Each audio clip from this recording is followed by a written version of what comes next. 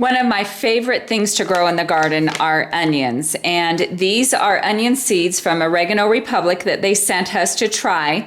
And so I want to tell you what you get in the pack. There are 2,235 seeds in here. They are made in the USA, and it is a family-run company. So I'm super excited to give it a try. It comes in a waterproof envelope, and each envelope is sealed to last up to 2 years. But what I love about this, I've grown onions from sets and I've grown onions from seeds, but I always have more success when I do it from seeds, but I have a tough time in our area finding a great variety.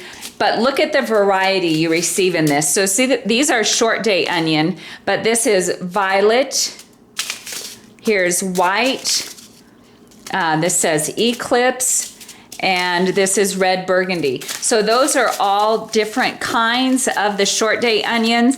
They give you a QR code that you can scan on the back to give you growing tips. They have you a soil temperature guide and instructions, and even a map for the region of where it's best to plant them.